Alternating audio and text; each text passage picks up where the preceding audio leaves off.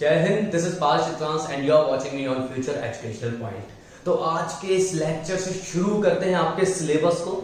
ठीक है, तो बहुत ध्यान से देखिएगा। अगर आपने प्रीवियस लेक्चर्स नहीं देखे तो पहले प्लीज उसको स्टडी कर लीजिए।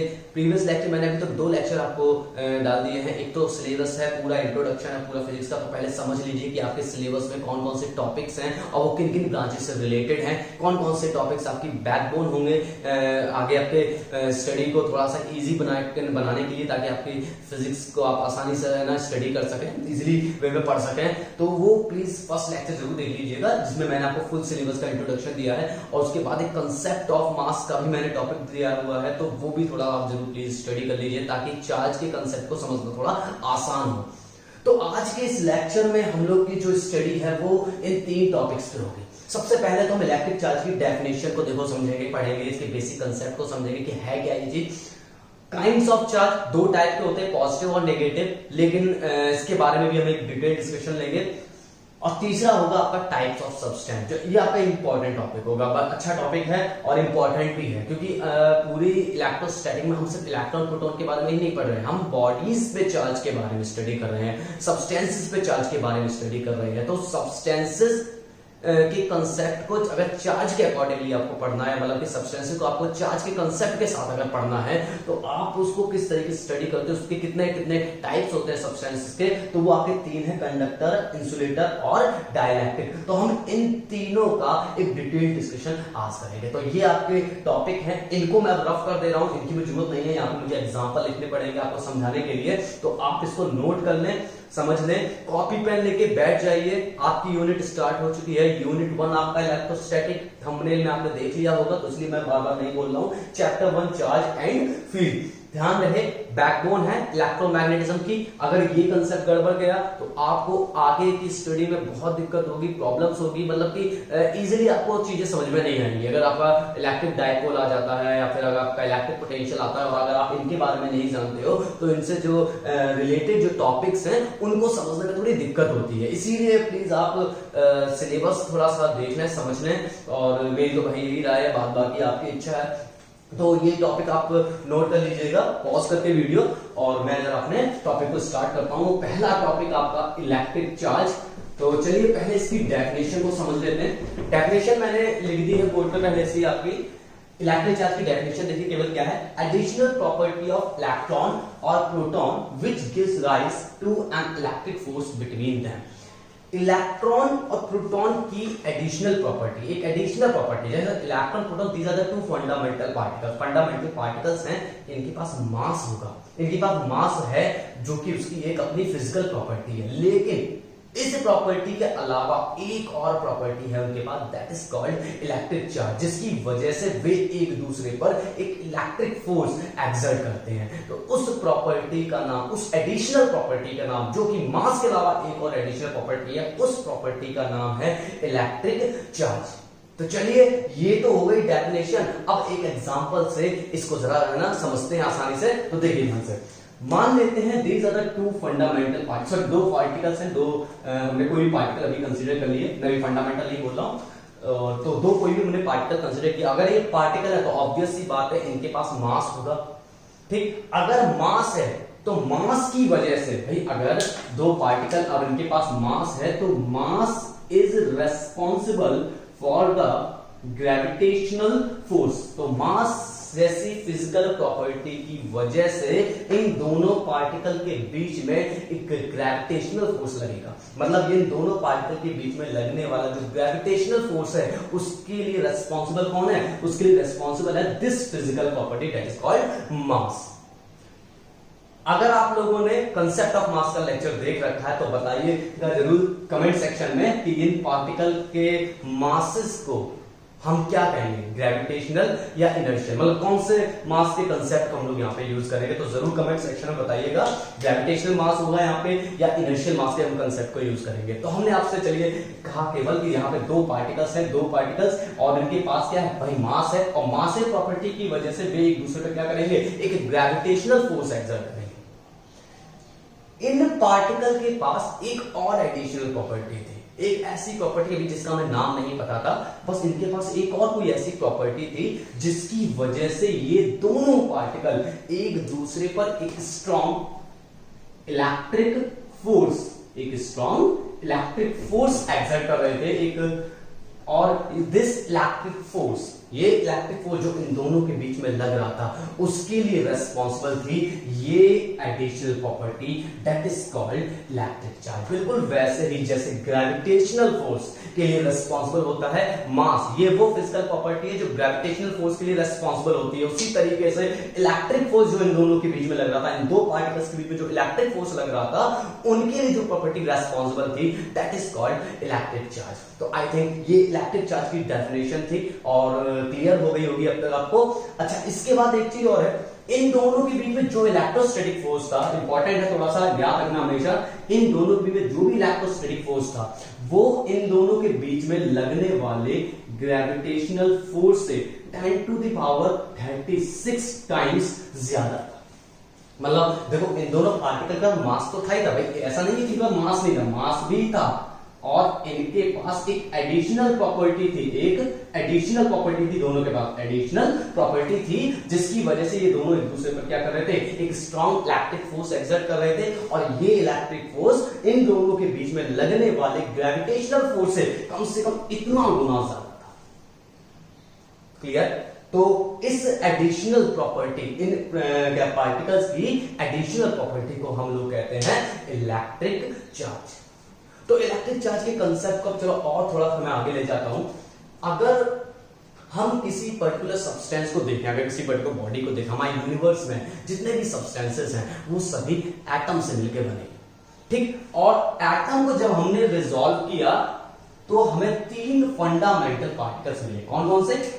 Electron, proton and neutron. फिर से सुनिएगा, यूनिवर्स में जितने भी सब्सटेंसेस हैं हम अगर रिजॉल्व करें तो हमें मिलेगा, पता चलेगा कि भाई वो सभी एटम्स और सभी जो सब्सटेंसेस है वो किनसे मिलके बने? भाई एटम से मिलके बने। और जब हमने एटम को रिजॉल्व किया तो हमें 3 फंडामेंटल पार्टिकल्स मिले जो एटम को कंस्टिट्यूट करते थे, एटम्स को बनाते थे, दैट आर इलेक्ट्रॉन, प्रोटॉन और न्यूट्रॉन।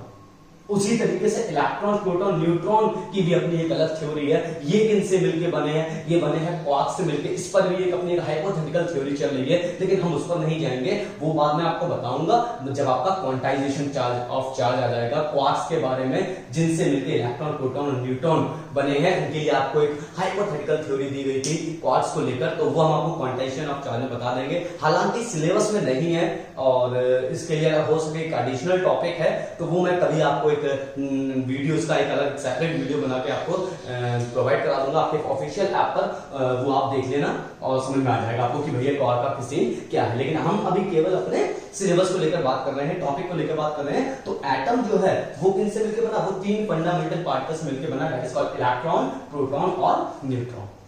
तीनों पार्टिकल का पास अपना अपना मास था। मास आपको दे रखे मैंने, इलेक्ट्रॉन का मास 9.1 into 10⁻34 kg, प्रोटॉन का मास 1.66 into 10⁻27 kg, and third one was neutron जिसका मास लगभग प्रोटॉन के बराबर था, स्लाइटली थोड़ा सा प्रोटॉन से ज्यादा था, that is called 1.67 into 10⁻27 kg। इसको नोट करते रहिएगा, या फिर नोट्स भी होंगे और पीडीएफ के थ्रू आपको पीडीएफ नोट्स बनाकर मैं आपको ऑफिशियल ऐप पर आपको प्रोवाइड कराता रहूंगा, तो आप उसको भी स्टडी करते रहिएगा।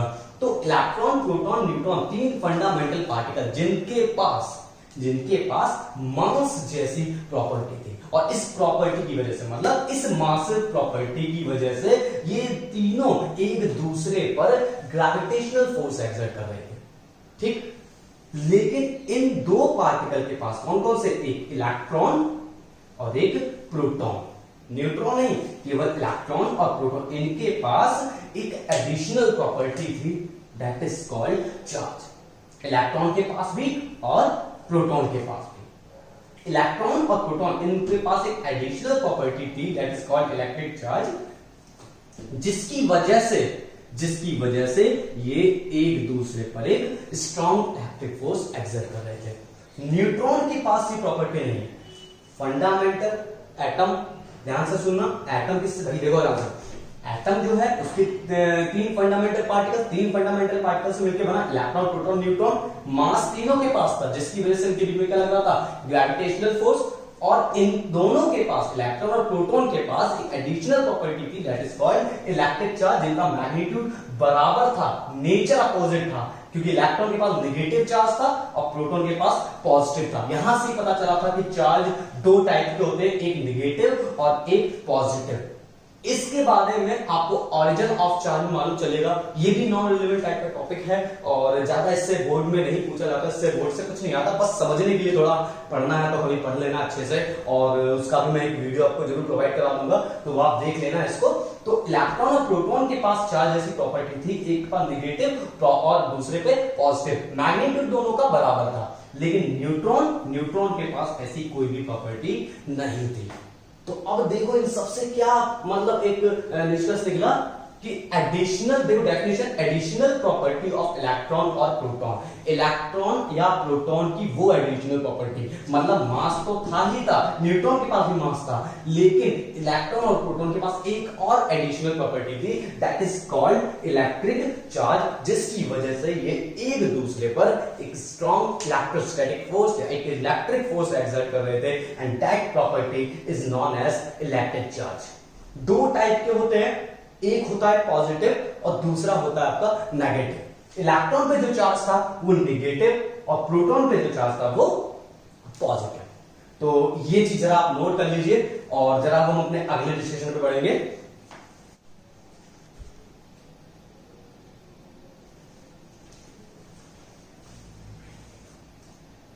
ठीक है, तो आप लोगों ने नोट कर लिया होगा और अपने नोट्स बनाते रहिए, ठीक है ना। पीडीएफ फॉर्मेट में आपको प्रोवाइड जरूर कराऊंगा। ऑफिशियल ऐप सही हो चुका है, बन चुका है, अच्छी तरह तैयार हो चुका है, तो मैं आपको पीडीएफ नोट जरूर उसमें प्रोवाइड करा दूंगा, उससे भी आप पढ़ते रहिए। लेकिन मैं तो आपसे यही कहूंगा कि लेक्चर से ही अगर आप नोट्स बनाएं तो वो ज्यादा बेटर रहेगा, ठीक है ना। और सेल्फ स्टडी के लिए भाई प्लीज एक बुक रखना कोई, ये नहीं कि आप हर टाइप की बुक ले लो। एक ही बंदा 10-10 बुक ले रहा है कि हमें भैया प्रदीप भी पढ़नी है, हमको ABC भी पढ़नी है, हमको भी पढ़नी है, हमको सारी बुक पढ़नी है, ऐसा नहीं करना। जिसकी लैंग्वेज आपको अच्छी लगे उसमें से कोई भी एक रेफरेंस बुक आप पढ़ लीजिए। एनसीईआरटी अपने पास जरूर रखिएगा।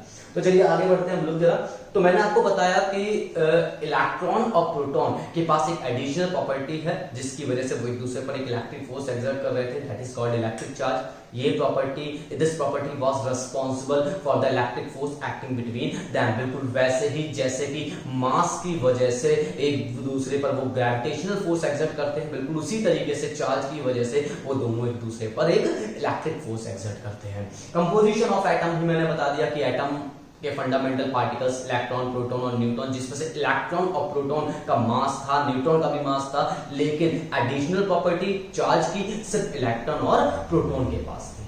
तो अब ये देखते हैं जरा कि किस तरीके से बॉडीज पे या किसी पे पॉजिटिव चार्ज आता है, किस तरीके से नेगेटिव चार्ज आता है। चलिए इसको जरा समझ लेते हैं। इसके लिए हम एक एग्जांपल लेते हैं सोडियम का। देखो ध्यान से, सोडियम का एटॉमिक नंबर जो है वो 11, सब जानते हो, केमिस्ट्री में भी है ना, बेसिक है। और कॉन्फ़िगरेशन की बात करें तो ये है 281, आउट ऑफ वो शेल में एक इलेक्ट्रॉन। 11 एटॉमिक नंबर का मतलब क्या है भाई, सोडियम के पास कम से कम 11 इलेक्ट्रॉन होंगे और 11 भाई प्रोटॉन होंगे, भाई 11 इलेक्ट्रॉन और 11 प्रोटॉन, एंड कम से कम 12 जो है भाई वो क्या होंगे, वो न्यूट्रॉन होंगे। इस प्रोटॉन और न्यूट्रॉन का अगर समअप करें तो हमको क्या मिलता है, हमको मिलता है मास नंबर। ऑब्वियस सी बात है, जो कि क्या करता है, ये पूरा क्या करता है, ये फॉर्म करता है आपका एक्चुअल में एक न्यूक्लियस। ये हो गया एक एटम का पूरा भैया जो है कंपोजिशन हो गया। सोडियम की बात करी हमने, क्या बात करी, एटॉमिक नंबर 11, 11 एटॉमिक नंबर मतलब 11 इलेक्ट्रॉन है इसके पास और 11 प्रोटॉन है। मास नंबर इसका कितना होता है, सोडियम का मास नंबर इसका होता है 23, मास नंबर इसका होता है 23। अगर 11 प्रोटॉन है तो मास नंबर कितना है, वो सॉरी न्यूट्रॉन कितने हो गए, 12 न्यूट्रॉन्स हो गए। मास नंबर मतलब प्रोटॉन और न्यूट्रॉन ये आपस में क्या बनाते हैं, ये बनाते फॉर्म करते हैं न्यूक्लियस, और इस न्यूक्लियस के चारों ओर घूमते हैं ये 11 इलेक्ट्रॉन। थोड़ी देर पहले अभी हमने स्टडी किया कि इलेक्ट्रॉन और प्रोटॉन पे चार्ज का जो मैग्नीट्यूड है वो बराबर है, लेकिन दोनों का नेचर जो है वो अपोजिट है। तो अभी यहां पर क्या है, 11 इलेक्ट्रॉन है, 11 ही प्रोटॉन है, जिसकी वजह से इस सोडियम पर नेट चार्ज कितना है, 0। मतलब इस सोडियम पर जो नेट चार्ज है, नेट चार्ज जो है वो कितना भी, वो 0 है। सोडियम अपने क्या कहते हैं, एक स्टेबल कंडीशन में आने के लिए, स्टेबल होने के लिए ये क्या करेगा, ये अपना एक इलेक्ट्रॉन रिलीज करता है। मान लो इसने इतना जब एक इलेक्ट्रॉन रिलीज किया, तो अब नंबर ऑफ इलेक्ट्रॉन्स, भाई नंबर ऑफ इलेक्ट्रॉन्स कितने रह गए, 10। लेकिन प्रोटॉन अभी भी कितने हैं भाई, प्रोटॉन अभी भी कितने हैं, 11। तो 10 इलेक्ट्रॉन के चार्ज ने 10 प्रोटॉन के चार्ज को तो बैलेंस कर दिया, लेकिन एक प्रोटॉन के चार्ज को वो बैलेंस नहीं कर पाया, जिसकी वजह से हम लोग इस पे लिख देते हैं Na और एक प्लस का साइन, जिसका मतलब है कि अब इस सोडियम के पास, इस सोडियम के एटम के पास एक पॉजिटिव चार्ज है, मतलब एक प्रोटॉन का चार्ज आ चुका है, जिसको हम बोलते हैं सोडियम आयन या कह दो सोडियम कैटायन। भाई आप लोग इसे तो बोलते हो सोडियम कैटायन केमिस्ट्री में। अच्छा मैग्नीशियम की बात कर लो, एक और एग्जांपल ले लेते हैं। मैग्नीशियम की बात करें, मैग्नीशियम का एटॉमिक नंबर भाई 12, कॉन्फ़िगरेशन 2, 8 एंड 2। क्या मतलब है इसका भाई, 12 इलेक्ट्रॉन होंगे एंड 12 प्रोटॉन होंगे। तो अभी तो इसका नेट चार्ज क्या है, 0 होगा। भाई अभी मैग्नीशियम का नेट चार्ज क्या है, 0 है। जब ये अब स्टेबल होने के लिए क्या करेगा, ये 2 इलेक्ट्रॉन अपने क्या कर देगा, रिलीज कर देगा। और जब ये 2 इलेक्ट्रॉन रिलीज कर देगा, तो इसके पास नंबर ऑफ इलेक्ट्रॉन्स कितने रहेगा भैया, 10 इलेक्ट्रॉन। प्रोटॉन अभी भी कितने हैं, 12 ही है। भाई प्रोटॉन रिलीज नहीं कर सकते, भाई प्रोटॉन क्यों नहीं रिलीज कर सकते, प्रोटॉन इसलिए रिलीज नहीं कर सकता कोई भी एटम, बिकॉज प्रोटॉन न्यूक्लियस के अंदर है। न्यूक्लियस के अंदर प्रोटॉन प्रोटॉन या प्रोटॉन न्यूट्रॉन के बीच में न्यूक्लियर फोर्स भी लग रहा है। हाँ, प्रोटॉन प्रोटॉन के बीच में भी और प्रोटॉन न्यूट्रॉन के बीच में और न्यूट्रॉन न्यूट्रॉन के बीच में, न्यूक्लियस के अंदर जितने भी पार्टिकल हैं जिनको हम न्यूक्लियस कहते हैं, इन सभी के बीच में क्या लग रहा है, एक स्ट्रॉन्ग न्यूक्लियर फोर्स लग रहा है, जो कि इलेक्ट्रोस्टैटिक फोर्स से 100 गुना ज्यादा है। ठीक, तो इसीलिए प्रोटॉन रिलीज नहीं कर सकता, कोई भी एटम प्रोटॉन ऐसे रिलीज नहीं करेगा, वो केवल क्या निकालेगा, वो इलेक्ट्रॉन निकालेगा। जिसकी वजह से क्या होता है, जिसकी वजह से कभी इलेक्ट्रॉन ज्यादा हो जाते हैं, मतलब कि अगर आपने इलेक्ट्रॉन रिलीज किया, देखो सोडियम ने इलेक्ट्रॉन रिलीज किया, मैग्नीशियम ने इलेक्ट्रॉन रिलीज किया, इससे क्या हुआ, नंबर ऑफ इलेक्ट्रॉन्स कम हो गए और प्रोटॉन की संख्या बढ़ गई, चार्ज इंबैलेंस हो गया। चार्ज इंबैलेंस होने की वजह से अब मैग्नीशियम पे भी क्या चार्ज आ गया, मैग्नीशियम पे भी +2 का चार्ज आ गया। +2 यहां प्रेजेंट करेगा कि इस मैग्नीशियम पर चार्ज कितना आ चुका है, 2 प्रोटॉन के बराबर का चार्ज इस पर आ चुका है। तो ये आ गया मैग्नीशियम का एग्जांपल। चलिए एक नेगेटिव चार्ज का भी एग्जांपल ले लेते हैं। बात करते हैं चलो क्लोरीन की। क्लोरीन का एटॉमिक नंबर 17 इलेक्ट्रॉन, ऑब्वियस सी बात है 17 प्रोटॉन। तो अभी फिलहाल तो ये बैलेंस, ठीक है, अभी ये क्या है, बैलेंस है। लेकिन अगर इस क्लोरीन को स्टेबल होना है, कॉन्फ़िगरेशन को अगर देखें, कॉन्फ़िगरेशन 2, 8, 7, क्लोरीन को स्टेबल होने के लिए 1 इलेक्ट्रॉन चाहिए। तो अगर ये 1 इलेक्ट्रॉन एक्सेप्ट करता है कहीं से, अगर ये 1 इलेक्ट्रॉन एक्सेप्ट करता है, तो इसके पास टोटल नंबर ऑफ इलेक्ट्रॉन्स हो गए 18। प्रोटॉन अभी भी कितने हैं, 17। 17 प्रोटॉन ने 17 इलेक्ट्रॉन को बैलेंस कर दिया, लेकिन 1 इलेक्ट्रॉन के चार्ज को बैलेंस नहीं कर पाया, जिसकी वजह से क्लोरीन पर चार्ज आया नेगेटिव। तो यहां पर ये डिस्कशन मैंने क्यों करा, ये डिस्कशन इसलिए करा, यहां पे आपको बेटा एक चीज पता है, किसी भी एटम पर चार्ज तभी आता है जब उनके बीच में इलेक्ट्रॉन का ट्रांसफर। ये बात बताने के लिए मैंने आपको 3 एग्जांपल दिए हैं, और क्योंकि इस पर एक क्वेश्चन आया है कि what is the actual cause of charging, charging की असली वजह क्या है, what is the actual cause of charging. तो चार्ज की जो एक्चुअल जो रीजन है, एक्चुअल जो कॉज है, बहुत सारे फेनोमेनन आएंगे, charge by rubbing, charge by induction, charge by conduction, ठीक है ना। लेकिन जो एक्चुअल जो कॉज है, एक्चुअल कॉज यही है कि इलेक्ट्रॉन का ट्रांसफर। सोडियम में देखो इलेक्ट्रॉन को ट्रांसफर किया, इसीलिए इस पर पॉजिटिव चार्ज आया। मैग्नीशियम ने 2 इलेक्ट्रॉन ट्रांसफर किए, इस पर 2+2 चार्ज आ गया। क्लोरीन ने 1 इलेक्ट्रॉन एक्सेप्ट किया, मतलब किसी ने इलेक्ट्रॉन ट्रांसफर किया किस पर, क्लोरीन पर, तो इस पर चार्ज कैसा आ गया भाई, नेगेटिव चार्ज आ गया। क्लोरीन ने 1 इलेक्ट्रॉन एक्सेप्ट किया, ठीक, इलेक्ट्रॉन एक्सेप्ट किया, मतलब किसी और ने ट्रांसफर किया और उसने इलेक्ट्रॉन को एक्सेप्ट किया, तो उसके पास 1 इलेक्ट्रॉन एक्स्ट्रा बढ़ गया, जिसकी वजह से पर क्या हुआ, एक नेगेटिव चार्ज आया।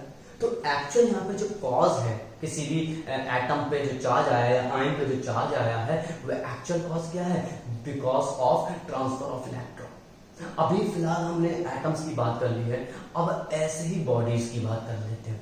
अब सोचो आपके पास एक बहुत बड़ी बॉडी है, एक इतनी बड़ी कोई बॉडी है, अब कोई भी बॉडी या कोई भी पर्टिकुलर जो सब्सटेंस है भाई वो किससे मिलकर बना, वो एटम से मिलकर बना। अगर उसमें रहने वाले एटम्स या कुछ एटम्स अगर इलेक्ट्रॉन रिलीज कर दें, अगर उस पर रहने वाले कुछ एटम्स इलेक्ट्रॉन रिलीज कर दें तो उस बॉडी पर कैसा चार्ज आएगा भाई, पॉजिटिव। और अगर उस बॉडी पे रहने वाले कुछ एटम्स इलेक्ट्रॉन्स को एक्सेप्ट कर लें तो उस बॉडी पर चार्ज आ जाएगा नेगेटिव। तो चार्ज का कंसेप्ट समझ में आ गया, क्लियर हुआ क्या है? कोई डाउट हो कमेंट सेक्शन में कमेंट कीजिए, आपकी डाउट को मैं जरूर सॉल्व करूंगा, ठीक है ना। अगर कोई प्रॉब्लम होती है तो बताइए जरा, और डाउट क्लास भी बहुत जल्दी लगेगी। देखो ये प्रॉब्लम है, ये प्राइवेट थोड़े डॉग्स हैं हमारी गली में जिनकी वजह से देखो ये प्रॉब्लम आपको बनी रहेगी। अब क्या कर सकते हैं, कुछ कर नहीं सकते, तो बस थोड़ा कंसंट्रेट करो हमारी बात पर, ठीक है ना। तो देखिए चार्ज का कंसेप्ट कवर हो गया है, अब आपका आता है सब्सटेंसेस के टाइप को थोड़ा स्टडी करते हैं। देखो सब्सटेंसेस आपके मैंने जैसा भी बताया 3 टाइप के, कंडक्टर्स, इंसुलेटर्स एंड डाइलेक्ट्रिक्स। ठीक, डेफिनेशन देख लेते हैं, नोट करते रहिएगा, मैं लिख नहीं रहा हूं यहां पे, नोट करते रहिएगा। कंडक्टर्स क्या है?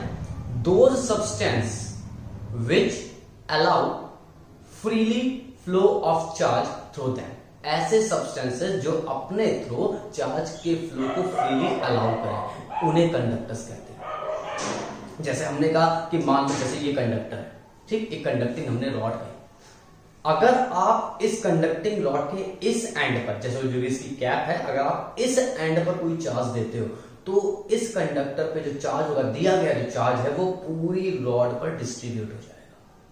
ठीक, इसे कहते हैं free flow of charge through this the conductor. तो ऐसे सब्सटेंसेस जो अपने थ्रू चार्ज के फ्लो को फ्रीली अलाउ करें are known as conductors. Insulator की बात करें, ऐसे सब्सटेंसेस जो अपने थ्रू चार्ज के फ्लो को फ्रीली अलाउ ना करें उन्हें हम कहते हैं इंसुलेटर्स। जैसा कि अगर हम बात करेंगे प्लास्टिक रॉड एक इंसुलेटिंग रॉड है, और अगर आप कोई चार्ज इसके कैप पर देते हो तो वो चार्ज केवल यहीं पर स्टैटिक रहेगा, वो चार्ज फ्लो नहीं होगा खुद ब खुद, जैसा कि कंडक्टर में हुआ था। ये चार्ज क्या होगा, अगर आपने इस कैप पर कोई चार्ज दिया तो चार्ज केवल यहां पर स्टैटिक रहेगा, ये चार्ज खुद ब खुद फ्लो नहीं करेगा। तो ऐसे टाइप के सब्सटेंसेस को हम लोग क्या कहते हैं, ऐसे टाइप के सब्सटेंस को हम लोग बोलते हैं इंसुलेटर्स। डाइलेक्ट्रिक की बात कर लें तो ये भी आपके इंसुलेटर जैसे ही होते हैं, एक्चुअल रियल कंडीशन में ये इंसुलेटर की तरह बिहेव करते हैं। लेकिन अगर कुछ पर्टिकुलर कंडीशंस पर, जैसा कि अगर हम ऐसे सब्सटेंसेस को अगर आप इलेक्ट्रिक फील्ड में रख दो तो ये अपने थ्रू चार्ज के फ्लो को फ्रीली अलाउ कर सकते हैं, मतलब कि ये भी चार्ज के फ्लो को अलाउ करेंगे अपने थ्रू। तो डाइलेक्ट्रिक क्या हो गए, एक्चुअल में these are also insulators but in the presence of external field, जो कि इसकी कंडीशन है, but in the presence of external electric field they can conduct electricity या they can allow free flow of charge through them. तो यहां पे ये 3 substances हो गए, कंडक्टर जो कि अपने थ्रू चार्ज के फ्लो को फ्रीली अलाउ करें, इंसुलेटर्स जो कि अपने थ्रू चार्ज के फ्लो को अलाउ ना करें, और डाइलेक्ट्रिक्स जो कि इंसुलेटर ही जैसे हैं नॉर्मल कंडीशन में, बट कुछ स्पेसिफिक कंडीशन जैसा कि अगर एक्सटर्नल इलेक्ट्रिक फील्ड में रख दिया जाए तो ये अपने थ्रू चार्ज के फ्लो को फ्रीली अलाउ कर सकते हैं। तो ये आपके 3 डिफरेंट सब्सटेंसेस हो गए, होपफुली नोट कर लिया होगा आप लोगों ने डेफिनेशन के तौर पे। अब जरा समझते हैं कि आखिरकार ये स्पेसिफिक कंडीशन ऐसा होते क्यों इनके पास। देखो कंडक्टर के पास फ्री इलेक्ट्रॉन्स थे, ठीक है, कंडक्टर्स जो है भाई उसके पास फ्री इलेक्ट्रॉन्स है। कंडक्टर्स क्या होते हैं, कंडक्टर्स वो होते हैं जिनके पास फ्री आयंस हो, फ्री चार्जेस हो।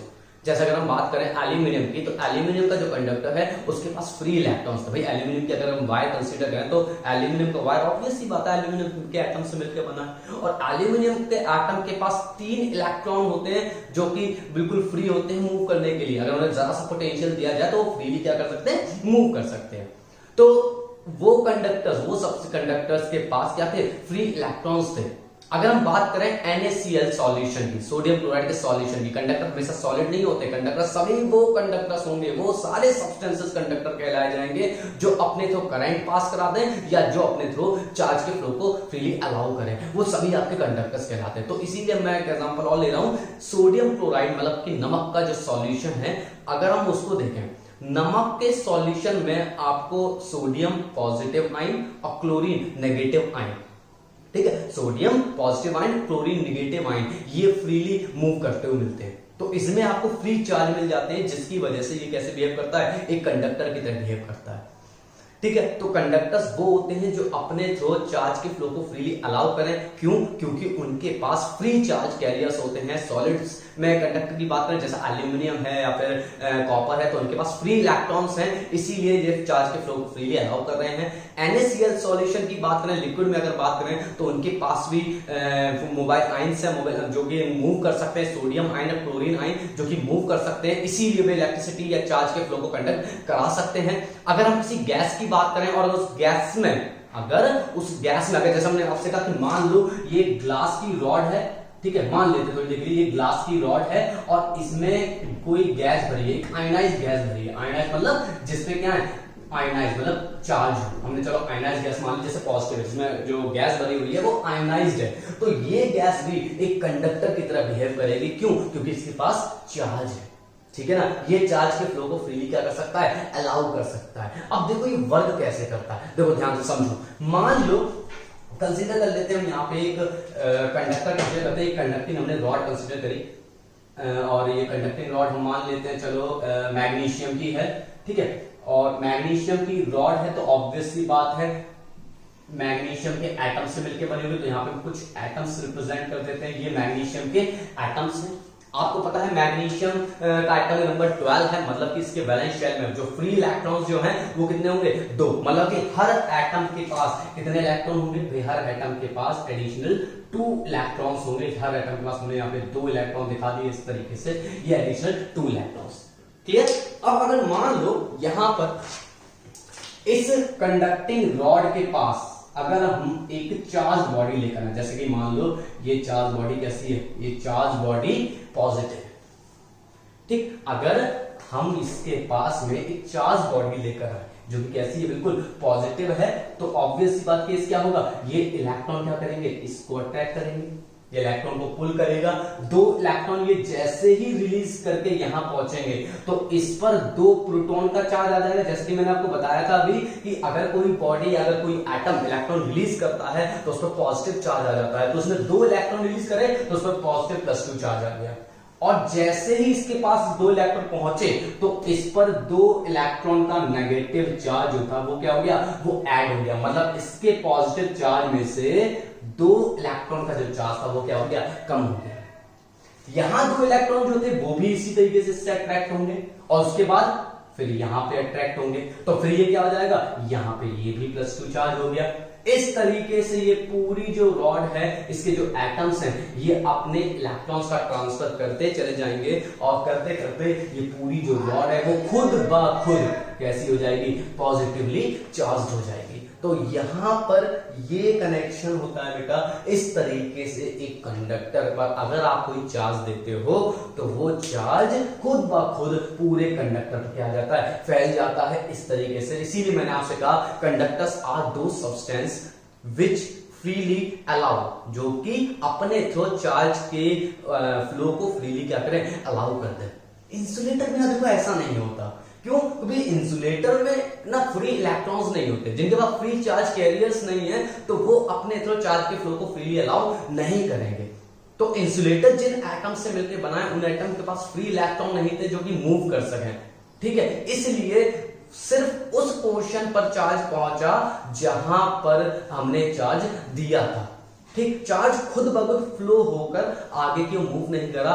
ये रीजन था इंसुलेटर का कि चार्ज इंसुलेटर्स में चार्ज जो है वो फ्रीली फ्लो नहीं करता, बिकॉज इंसुलेटर के पास चार्ज कैरियर नहीं है, कोई भी फ्री चार्ज कैरियर नहीं है, इसीलिए इंसुलेटर के थ्रू कोई भी चार्ज फ्रीली फ्लो नहीं करेगा। डाइलेक्ट्रिक की कंडीशन थोड़ी सी टिपिकल है, थोड़ी सी अलग है, जिसको समझने के लिए हमें इलेक्ट्रिक फील्ड को थोड़ा सा समझना पड़ेगा, तो इसीलिए अभी मैं डाइलेक्ट्रिक पे नहीं आ रहा हूं, बस इतनी डेफिनेशन बता दे रहा हूं कि ये वो सब्सटेंसेस होते हैं जो कि नॉर्मल कंडीशन पर इंसुलेटर की तरह बिहेव करेंगे, मतलब बिल्कुल भी चार्ज के फ्लो को फ्रीली अलाउ नहीं करेंगे। बट कुछ स्पेसिफिक कंडीशन, जैसा कि अगर उनको किसी एक्सटर्नल इलेक्ट्रिक फील्ड में रख दिया जाए तो वो अपने थ्रू चार्ज के फ्लो को फ्रीली अलाउ कर सकते हैं। तो ये आपके टॉपिक्स थे आज के, कंडक्टर्स, इंसुलेटर, डाइलेक्ट्रिक्स। ध्यान रखना है इस बात को, कंडक्टर्स वो अगर जिन पर आपने चार्ज दिया, अगर कहीं भी चार्ज दे दो, सबसे इंपॉर्टेंट सीधा कंक्लूजन की बात कर रहा हूं मैं कि अगर आप इसको चार्ज देते हो तो चार्ज के फ्लो को फ्रीली क्या करेंगे, अलाउ करेंगे। Those are called conductors. क्यों? क्योंकि उनके पास फ्री चार्ज कैरियर्स होंगे, या तो कोई इलेक्ट्रॉन्स होंगे या फ्रीली चार्ज मूवेबल आयंस होंगे जो कि क्या करेंगे, मूव कर सकते हो। तो वो एक कंडक्टर के, वो एक कंडक्टर के बिहेव करेगा और अपने थ्रू चार्ज के फ्लो को फ्रीली अलाउ करेगा। इंसुलेटर, उनके पास कोई फ्री इलेक्ट्रॉन्स नहीं थे या कोई भी फ्री चार्ज कैरियर्स नहीं थे, इस वजह से उन्होंने किसी भी तरीके से किसी भी चार्ज के फ्लो को फ्रीली अलाउ नहीं करा, एंड उन्हें हम क्या कहते हैं, इंसुलेटर। डाइलेक्ट्रिक की कंडीशन अलग है, जो कि एक्सटर्नल इलेक्ट्रिक फील्ड के प्रेजेंस में अपने थ्रू चार्ज के फ्लो को फ्रीली अलाउ कर सके। तो ये बेटा आपके टॉपिक्स थे आज के, इसको दोबारा समझिएगा। प्रॉब्लम कोई होती है, अगर कोई भी क्वेश्चन हो, डाउट होता है तो प्लीज आप कमेंट सेक्शन में कमेंट कीजिए। अगर डाउट ज्यादा होंगे तो ऑब्वियस सी बात है, मुझे डाउट क्लास लेनी होगी, मैं आपकी डाउट क्लास कंडक्ट करा दूंगा। आपके ऑफिशियल ऐप पर लाइव क्लास का ऑप्शन आ चुका है, तो मे बी जल्दी ही आपकी डाउट क्लास भी लगेगी। न्यूमेरिकल्स स्टार्ट हो जाएंगे इस चैप्टर के बाद से, हम आपको न्यूमेरिकल्स कराना शुरू कर देंगे। बेसिक कंसेप्ट में कोई अगर प्रॉब्लम आती है तो जरूर आप हमसे बात करें। और चलिए फिर आज के लिए बस इतना ही। कल आपको इससे आगे कहानी बताएंगे, origin of electric charge, Millikan's oil drop experiment. ये दो टॉपिक जो है जिनका बोर्ड से कोई खास लेना देना नहीं है, मतलब बोर्ड में ज्यादा नहीं आता इसके बारे में, बट उसके बावजूद मुझे ऑरिजिन आपको समझाना पड़ेगा। तो origin and Millikan's oil drop experiment, इन दोनों का मैं एक सेपरेटेड वीडियो बहुत जल्दी आपके ऑफिशियल ऐप पर प्रोवाइड करा दूंगा, तो आप वहां पे देख लेना। मिल्कन ऑयल ड्रॉप बहुत इंटरेस्टिंग टॉपिक है एक्चुअली में, और आपको अच्छा लगेगा जान के। जिनको थोड़ा ड्रैग फोर्स के बारे में मालूम है, 11th क्लास का एक कॉन्सेप्ट है छोटा सा, तो अगर उसके बारे में अगर मालूम है तो इजिली आप उसको समझ सकते हो। तो ये था आपका आज के लेक्चर, और ये आपका पूरा लेक्चर मैंने जो जो टॉपिक्स उनको बता दिया है, आपको समझा दिया है। आप इसको दोबारा वीडियो को देखें जरूर, और तब तक के लिए नमस्कार। और पढ़ते रहिए और नोट्स जरूर बनाते रहिए, डाउट्स पूछते रहिए, एंड जय हिंद।